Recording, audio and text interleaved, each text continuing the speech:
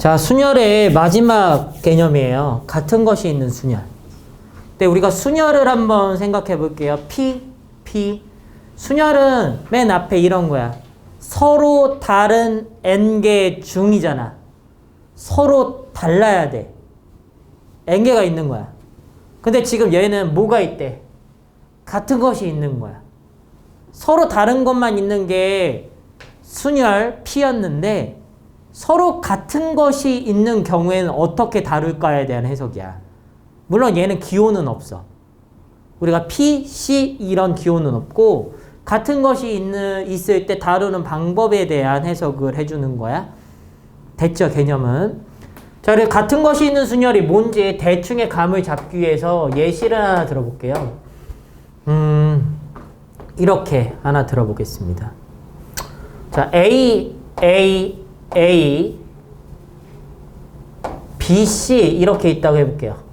이건 지금 총 몇 개가 있는 거야? 총 5개가 있지, 5개. 5개 괜찮아? 이 5개가 있는데 얘를 일렬로 세워볼 거야. 일렬. 근데 니네가 만약에 A, B, C가 다 다른 거여서 1, 2, 3, 4, 5였다면 얘를 일렬로 세우면 몇 팩까지야? 5팩토리아의 가지죠. 네, 5P5 상황이니까. 됐어, 거기까지는?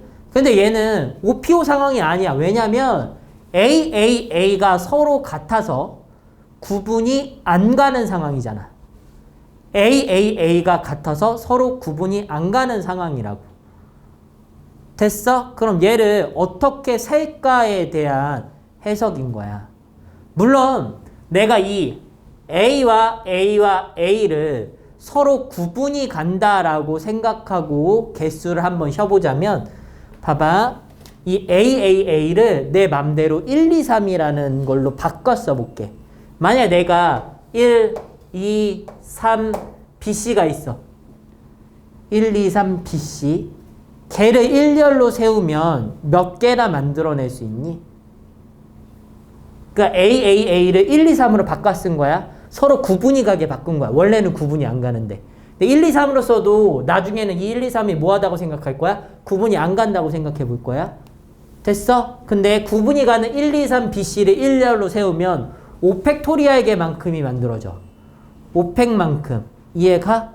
그러면 그냥 1, 2, 3, BC를 세우는 5팩토리아에게 만큼의 개수가 있는데 그 중에는 이런 배열들이 존재할 거라고. 어떤 배열인 거냐면 봐봐. 맨 뒤에 BC는 고정시켜 놓고 1, 2, 3의 위치만 바꿔볼 거야. 그럼 예를 들어 1, 2, 3, BC라는 배열도 있을 수 있고 1, 3, 2, BC라는 배열도 있을 수 있지. 됐어? 2, 1, 3, BC라는 배열도 있을 수 있고 2, 3, 1, BC라는 배열도 있을 수 있어. 됐죠? 3, 1, 2, BC라는 배열이 있을 수 있고 3, 2, 1, BC라는 배열이 있을 수도 있어. 그렇지 않니? 자, 얘를 배열하는 종류에는 이런 종류도 있고 그렇게 막 하다 보면 총 다 몇 개를 쓸 수 있는 거야? 120개를 쓸 수 있는 거야. 그게 1, 2, 3, BC를 일렬 배열했을 때 만들어지는 개수거든? 근데 얘 1, 2, 3을 원칙대로라면 1, 2, 3이 누구였어? A였잖아. 그럼 얘가 다 뭐인 거야? A, BC. 얘도 누구인 거야? A, BC인 거야. 그럼 얘랑 서로 다른 배열이야? 똑같은 배열 아니야? 그럼 얘네들을 다 몇 가지로 쉬어야 돼? 한 가지로 쉬어야 된다고. 원순열이랑 똑같은 거야. 얘가 몇 개로 세져야 되냐면 얘가 한 개로 쉬어져야 되는 거야. 한 가지로. 그럼 몇 개가 한 가지로 쉬어져? 총 몇 개야 이거?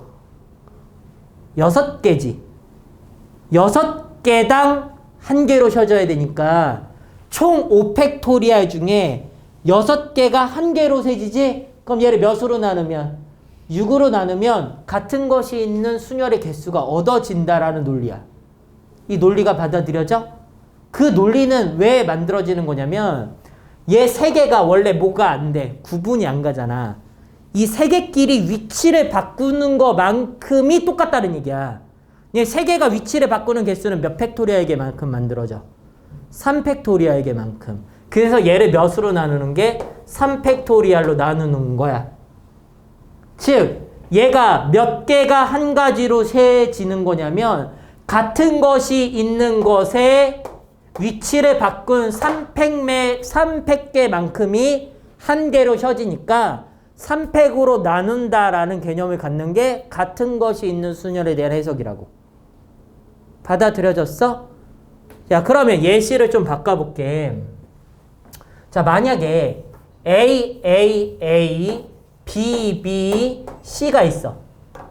얘를 일렬로 배열해 볼 거야. 그럼 총 몇 개를 일렬 배열하는 거니? 6개를 일렬 배열하는 거잖아. 그럼 얘는 배열할 때 몇 팩개만큼이 나오겠어? 당연히 6팩개만큼의 경우의 수가 나와. 그냥 일렬 배열해버리면. 근데 이 안에서는 A 3개가 어때? 똑같지? 그럼 AA끼리는 위치를 바꿔도 어때? 똑같은 모양이 나오는 거잖아. 그럼 몇 개당 한 개로 쉬어야 돼? 3팩당 한 개로 쉬어야 된다고. 받아들여졌어? 그래서 얘 중복이 생기는 3팩으로 나눌 거고요. 근데 A만 같은 것이 있지가 않아. B도 같은 것이 있잖아. B는 몇 개만큼 같은 게 있어? 2개만큼 같은 게 있다고. 그럼 얘를 위치가 바뀌어도 또다시 구분이 가지 않아. 그래서 2팩으로 또 나누게 되는 거야. 받아들여져? 당연한 거야 이게. 야, 그럼 같은 것이 있는 순열은 이제 이해가 좀 갈 것 같은데, 그럼 얘를 실제로 어떻게, 문제에서 어떻게 활용되냐가 문제야. 이렇게 대놓고 같은 것이 있다라고 주어지지 않는 경우가 굉장히 많을 거란 얘기야. 자, 그럼 얘를 개념화해서 정리하면,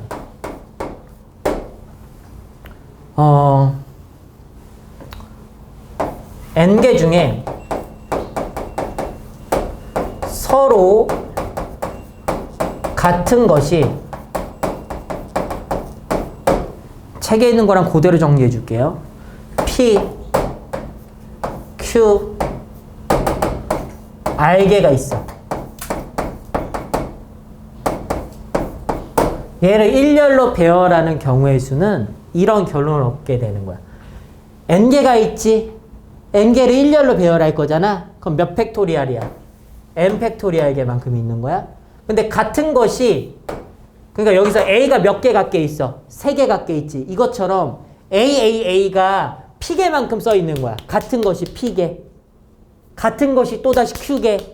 같은 것이 또 R개. 이렇게 여러 묶음이 있을 수 있지. 그때 경우의 수를 구해보면 얘를 P팩과 Q팩과 같은 것이 계속 있을 거 아니야. 점점점 뭐로? R팩으로 나누는 게 경우의 수가 되겠다라는 일반화시킨 공식이야. 받아들여졌어요, 이것도요? 네. 요 설명이 이해 갔으면 당연히 이해가 갔을 거라고 믿어요. 이해 갔어야 돼요. 공식이고요. 그쵸? 네. 이게 공식입니다.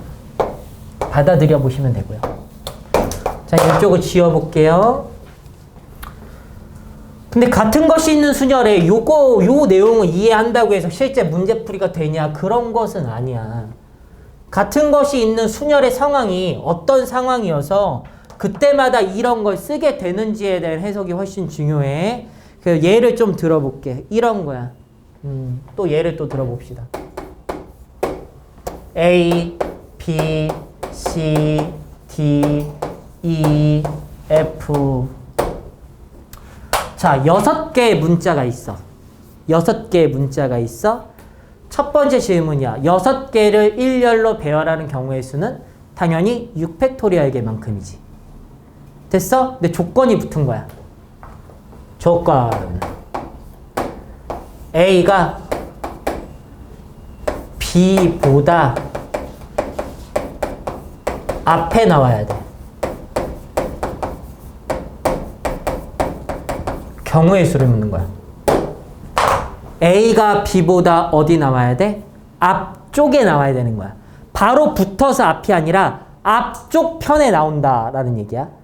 즉, 이 멘트는 어떤 거냐면 어떤 임의의 것들의 순서가 결정되어 있는 조건이야. A와 B의 순서는 결정돼 있어. A가 B보다 무조건 앞쪽에 써 있어야 되는 거야. 받아들였어?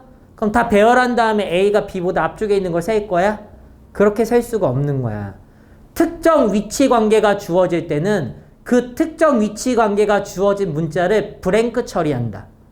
라는 기본 해석을 가질 거야. 뭐냐면 같은 것으로 처리한다야. 뭔 얘기냐? 이제 들어보면 이해가 가. A와 B의 특수한 위치 관계가 이미 결정됐지. 그럼 A도 블랭크, 동그라미라고 생각하는 거야. 빈칸. B도 블랭크, 동그라미라고 생각하는 거야.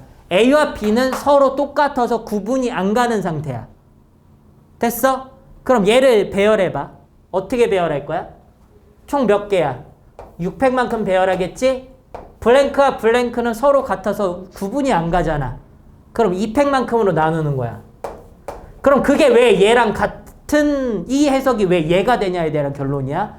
얘를 배열한 임의의 경우를 생각해 볼게. 뭐 이런 경우가 있겠지. C, E, F, D 여기 블랭크가 들어가고 여기 블랭크가 들어갈 수도 있지 않냐? 그러니까 블랭크하고 C, D, E, F를 맘대로 세우는 어떤 임의의 경우지 이런 경우도 있을 거 아니야. 근데 이 경우는 무조건 여기가 A고 여기가 B면 되는 거야. 그래야 A가 B보다 앞쪽에 나오니까. 이해해? 그럼 블랭크를 가지고 얘네 둘의 위치는 특이한 앞쪽에 무조건 A라는 결론이 내려져 있으니까 그냥 블랭크 처리해서 세운 개수만큼 A가 반드시 B 앞에 있는 경우의 수와 동일하게 세질 수밖에 없다는 얘기를 담고 있는 거야. 받아들여져? 됐죠? 됐죠? 그게 블랭크 처리하는 기술이야. 그러니까 문제 풀일 때 서로 같은 것이 있는 수녀를 배웠는데 그래서 서로 같은 것이 있는 수녀는 도대체 어디에 쓰이냐인 거야. 그러면 실제로 문제에 같은 것이 있을 수도 있고 특정 위치 관계 따위가 주어져서 걔네들을 같은 것처럼 생각해서 푼 개수와 내가 구하는 결론의 개수가 같기 때문에 블랭크 처리, 즉 같은 것으로 생각해서 푼다와 같은 개념이 생길 수도 있다고. 요 예시는 잘 받아들여져?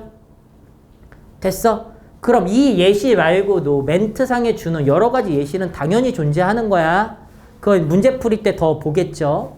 자, 또 다른 대표적인 예시. 길찾기 문제. 길찾기 문제 중에 어떤 길찾기냐면 최단거리 문제 있죠. 최단거리 문제. 최단거리 찾기 문제.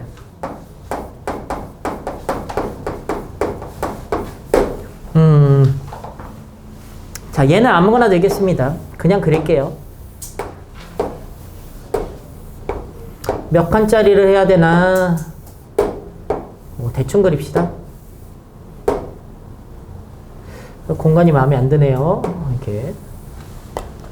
오케이. 됐습니다. 자, 이 지점을 내가 A라는 지점이라 해볼게요. 이 지점을 B라는 지점을 해볼게요. 중학교 때도 이런 문제 봤을 거야. 고1 때도 이런 문제 있나? 그냥 경우의 수라고 해서 나오나? 자, A에서 B 지점으로 가는 최단 경로의 수는 이야. 최단 경로야. 돌아오거나 거꾸로 가거나 하면 최단이 아니게 되죠? 그쵸? 그럼 내가 A에서 B로 가는 최단을 물어봤어. 그때 A를 출발하여 B로 도착하려면 오른쪽으로 몇 번 가고 위쪽으로 몇 번 가야 돼? 오른쪽으로 4번 가야 되고 위쪽으로 3번 가면 도달하지 않아? 그치? 그래서 내가 이 오른쪽으로 가는 방향을 right, small r이라고 표시할 거고 위로 가는 방향 있죠? 이쪽으로 가는 방향 걔를 u라고 표시할게. small u, up이라는 방향 위쪽으로 간다라고 아무거나 써도 상관은 없어. 그럼 내가 A를 출발하여 B에 도달하기 위해서는 어떤 일이 7번 일어나야 되냐면 right라는 일이 4번 일어나고 up이라는 일이 3번 일어나면 A를 출발하여 B 지점의 최단 경로로 도달하는 방법이야. 이런 일이 벌어지면 돼. 만약에 내가 right 4개와 업 3개를 이와 같이 배열하잖아. 그럼 지금 이렇게 배열한 경로는 이렇게 가는 거야. 라이트, 라이트, 라이트, 라이트, 업, 업, 업. 이 경로 하나를 의미하는 거야, 얘가.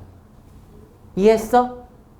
근데 얘의 위치를 내 맘대로 막 바꿔볼게. 만약 바꿔서 라이트, 업, 라이트, 업, 업, 라이트, 라이트. 이렇게 배열될 수도 있지 않니?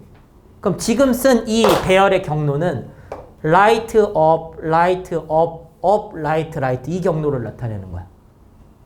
이해가? 그럼 내가 A를 출발하여 B에 도착하게 되는 경로의 수를 다 구한다는 얘기는 결국에 라이트 4개와 업 3개를 배열한 경우의 수와 동일하게 나오지 않을까? 받아들여져? 그럼 나는 총 몇 개를 배열하는데? 7개를 배열하는데 라이트 4개끼리 위치를 바꿔도 똑같은 상황이라서 4팩계만큼의 중복이 일어나고 업 3개만큼의 위치를 바꿔도 같은 것이 일어나기 때문에 중복이 일어나지. 그럼 다시 3팩토리알로 나누는 이 경우의 수만큼 A에서 B까지 도달하는 최단 경우의 수가 나온다라는 결론이야. 이해해?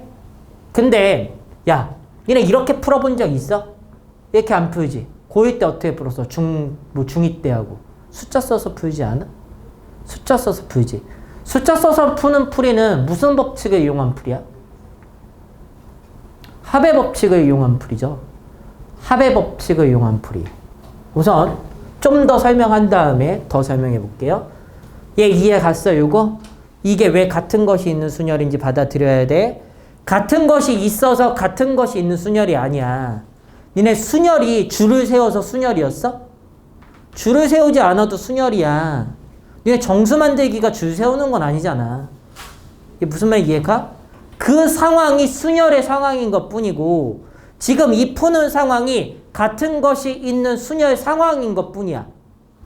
꼭 같은 것이 있다고 해서 같은 것이 있는 순열이 아닌 거라고. 그래서 얘가 아까 설명했던 거에 연장선상에 보면 이 내용을 이해했다고 해서 같은 것이 있는 순열을 풀 수 있는 건 아니야. 문제를 읽고도 얘가 같은 것이 있는 순열 상황인지 모르면 못 푸는 거잖아. 그래서 중2 때하고 중-고1 때 경험했던 경험이 훨씬 중요하게 사용될 수도 있다고. 지금 당장 이 설명을 잘 이해했다고 해서 문제가 잘 풀리진 않을 거라고. 자, 다시 또 문제를 좀 바꿔볼게요. 이런 문제도 있지 않니?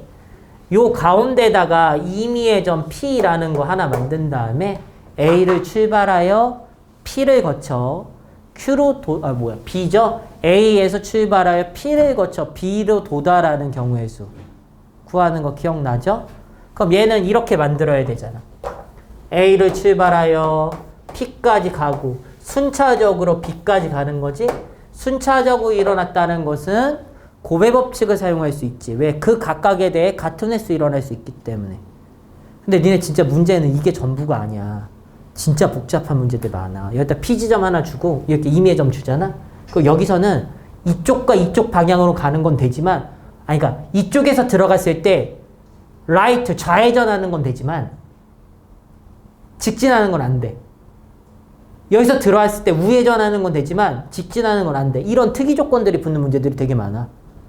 그 문제까지가 이쪽에 딸린 문제들이거든.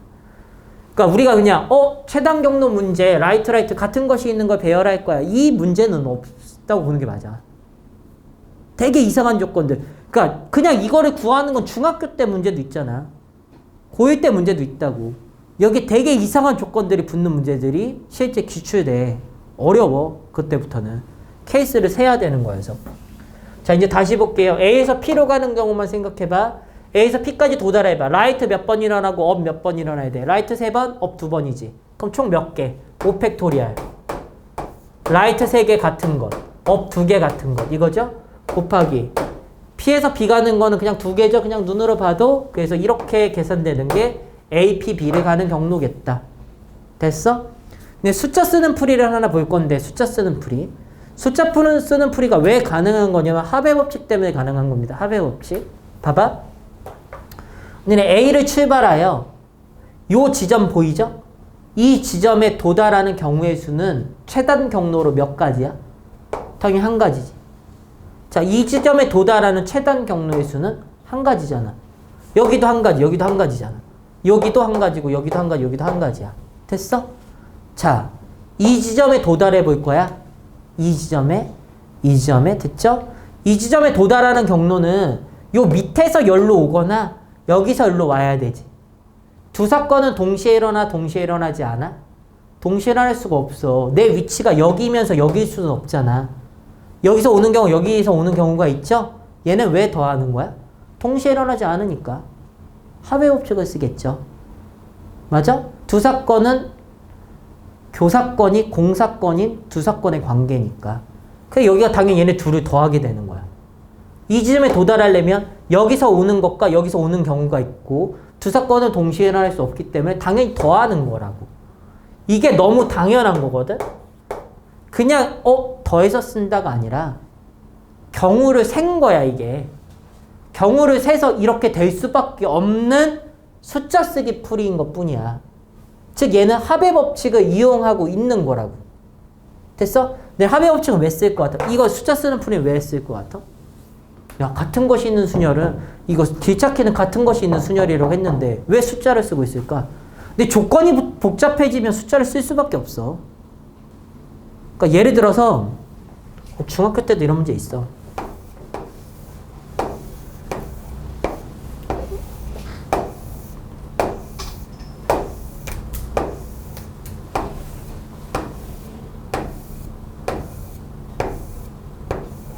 이렇게 돼 있고 여기에 갑자기 생뚱맞게 호수 있는 문제들 많이 보지 않냐? 호수가 갑자기 있어. 왜 있는지 모르는 호수.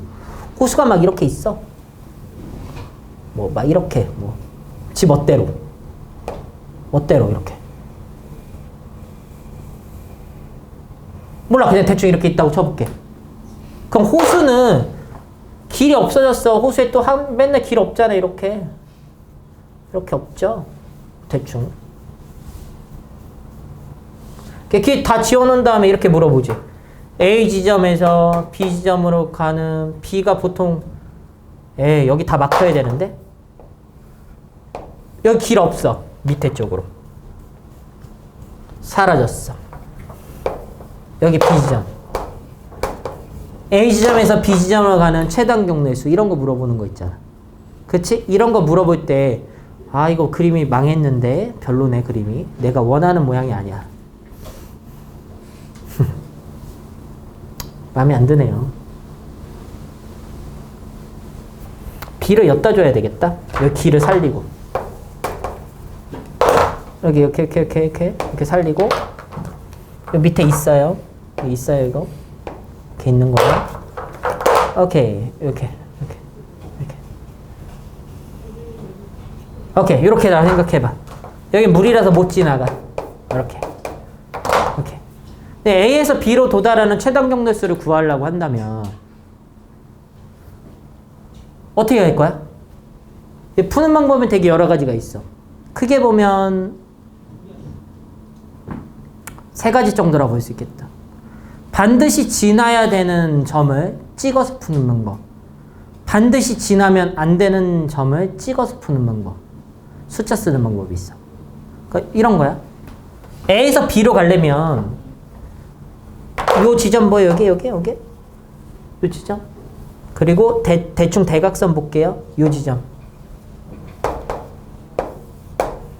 자, 이쪽에서 이쪽으로 넘어가기 위해서는 P 지점 또는 Q 지점을 거치지 않고 이쪽에서 넘어갈 수가 있어? 없지. 무조건 지나야 되지. 경로를 두 가지로 세팅하는 거야. A를 출발하여 P를 거쳐 B로 가는 경로. A를 출발하여 Q를 거쳐 B로 도착하는 경로. 두 개를 더하면 최종적인 답이 되겠지? P를 거치는 것과 Q를 거치는 것은 동시에 일어날 수 없기 때문에. 받아들여져? 그럼 그게 두 개를 구해서 더하는 방법이 있을 수 있고, 두 번째는 A에서 B로 가. 그냥. 호수가 없다고 생각하고. 싹 다 구해. 그 다음에 이거 그림 별론데 그냥 대충 느낌만 살려볼게. 여기에 지나면 안 되는 포인트가 있을 수 있지. 이렇게. 그러니까 여기 말고 지나면 안 되는 포인트들. 원래 대각선으로 딱 아름답게 나오게 그렸어야 되는데 막 그려서 이상해요. 그럼 여기서 반드시 지나면 안 되는 지점이 있지. 그럼 지나면 안 되는 곳을 지나서 도달하는 경우를 세. 그래서 모든 경우에서 지나면 안 되는 경로를 빼. 그래도 만들어지겠지. 세 번째는 숫자 써서 푸는 풀이야. 뭐로 풀 것 같아? 아무 생각 없이 그냥 숫자 써서 푸시면 돼요. 길찾기 문제 중에 조건이 자꾸 복잡해지잖아? 그럼 직접 쉬면 됩니다. 조건이 복잡해지는 거 자꾸 같은 것이 있는 순열로 풀라고 하지 마세요. 굉장히 복잡해요. 하다가 실수할 확률도 엄청 높고. 그냥 숫자 쓰면 실수할 리가 없어. 어차피 덧셈 틀리지 않고 지나면 안 되는 경로만 실수하지 않으면 합의법칙으로 당연히 풀 수 있는 거거든. 당연히 직접 센다의 개념인 거고. 직접 센다는 게 절대로 나쁘지 않아요. 직접 세는 문제는 점점 많아질 거야. 어려운 문제로 가면 갈수록 케이스를 나눠서 직접 그 케이스마다 다 셀 수밖에 없어. 근데 그 센다라는 게 중간중간에 곱도 하고 뭐 이런 짓도 하겠지만 어쨌든 직접 케이스를 나눠서 일일이 다 생각한다라는 것 자체가 기본적이라고 생각해야 되는 거야. 우리가 개념을 배울 때야 파이다, 피다, 씨다 되게 간단하게 떨어지는 문제들을 지금 풀어보잖아. 그런 문제는 존재하지 않는다고. 그거는 개념을 가르치기 위해서 개념서에 존재하는 문제들이야. 무슨 말인지 이해 갔죠? 네. 그런 애들까지예요. 여기까지가 개념 설명이에요. 같은 것이 있는 순열. 됐죠? 오케이.